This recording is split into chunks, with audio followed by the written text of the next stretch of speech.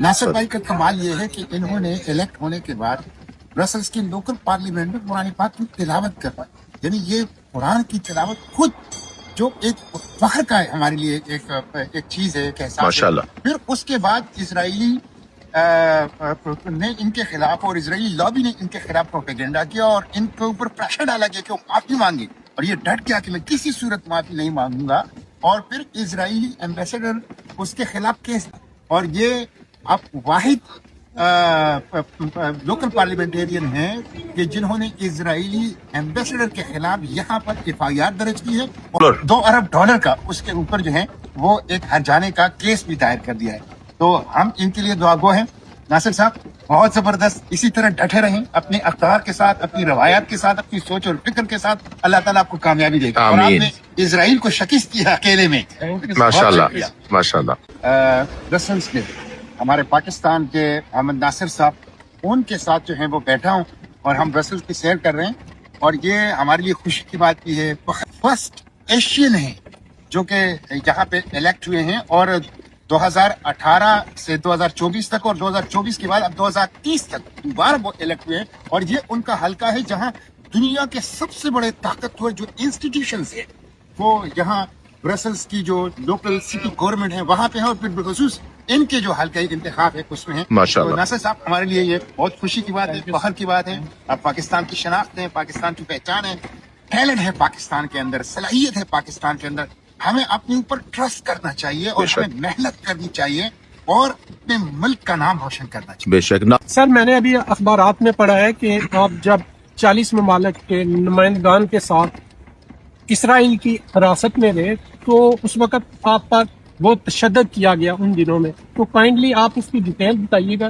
देखिए, इसराइल एक गैर इंसानी ग्रोह है, वो रियासत नहीं है, वो एक गैर इंसानी ग्रोहों का एक मजमुआ है वहाँ पे, और वो फलस्तीनियों के साथ जो कुछ कर रहे हैं ये इनह्यूमन है।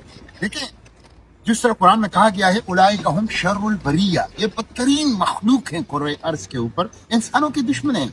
आज मैं अभी आपके साथ आने से पहले सोशल मीडिया पे देख रहा था कि वो फलस्तीनी कैदियों को जो उनके कैद में हैं उनको ट्रेन डॉग से रेप करते हैं। क्या कभी इंसानी तारीख में इतनी इनह्यूमैनिटी, गैर इंसानी काम? फिर आप देखें कि जिस तरह वो भूख को, स्टार्वेशन को as a weapon of war इस्तेमाल कर रहे हैं, उन्होंने जेनोसाइड भी किया, इकोसाइड भी किया कि 30 लाख जैतून के दरख्त काटे, 80% एग्रीकल्चर लैंड तबाह कर दी, पानी के जखीरे तबाह कर दिए। उसके साथ आलमी इदारे कहते हैं रिप्रोडक्टिव जेनोसाइड, यानी वो बच्चे जो माओ के पेट में हैं उन माओ को डॉक्टर्स और अदलियात तक रसाई नहीं दे रही और वो बच्चे माओ के पेट में मर रहे हैं। तो वो गैर इंसानी लोग हैं। हमारे साथ भी हमारे पाँव में बेड़ियां, हमारे हाथों में हथकड़ियां, हमारे आंखों पे पट्टियां, खारियां देना, किक मारना, बंदूक से मारना, कुत्ते छोड़ना, खुराक ना देना, जो मरीज है उनको अद्वियात ना देना, वो तमाम हरकतें वो करते हैं ताकि आपका हौसला जो है वो टूटे। लेकिन मैं समझता हूँ जो कुछ हमारे साथ किया गया वो आशीर भी नहीं, उस जुल्म का, उस गैर इंसानी रवैये का जो फलस्तीनियों के साथ हो रहा है और हो चुका है। कैसा लगा ब्रसल?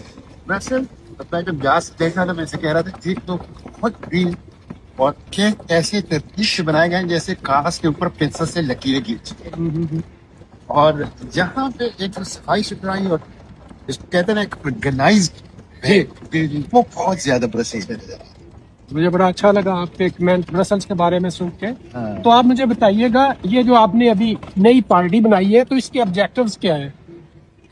पाकिस्तान राइट्स मूवमेंट, मैंने पाकिस्तान में पार्टी बनाई है और इसका जो मैनिफेस्टो है वो 3 R's है। Rights, resistance, reform. राइट्स ये कि 1973 के कॉन्स्टिट्यूशन ने जो राइट्स पाकिस्तानी शहरियों को दिए हैं, फेडरेटिंग यूनिट्स को दिए हैं, वो कब्जा हो चुके हैं, वो लोगों को मिल नहीं, लोगों को उसका शऊर भी नहीं है पूरा। तो उसका शऊर देना और उसके लिए लोगों को आगाही देना। दूसरी जो चीज़ है वो राइट्स के बाद रेजिस्टेंस। रेजिस्टेंस का मतलब ये है कि एक ऐसी मुजाहिमत जो लीगल, डेमोक्रेटिक हो, नॉन वायलेंस हो, पीसफुल हो और जो रिजल्ट ओरिएंटेड, लोगों को उठाएं और एक पैसे और रेजिस्टेंस के जरिए से सिचुएशन को चेंज करें। और तीसरा रिफॉर्म्स। रिफॉर्म्स का मतलब है रीबिल्डिंग, रिकंस्ट्रक्शन। हमारे पास सब कुछ है लेकिन रिफॉर्म्स नहीं है। इकबाल और कायद के ख्वाबों के मुताबिक पाकिस्तान की तश्कीली नौ और तामीरी नौ। तो ये थी اور 3 R's کو میں اکثر کہتا ہوں کہ جو پاکستان کے اوپر مافیا مسلط ہے چند ہزار لوگوں کا، اور یہ ایک ایسا ظالمانہ نظام انہوں نے بنایا ہے کہ جس میں فلو آف ویلتھ غریبوں سے مالداروں کی طرف ہے. یہ اس نظام کے تحت غریب اپنے خون پسینے کی کمائی اپنے ہاتھوں سے مالداروں کی جیبوں میں ڈالتے. یہ شوگر مافیا، یہ لینڈ مافیا، یہ IPPs مافیا، یہ مختلف قسم کے مافیا جو آپ کو نظر آتے ہیں.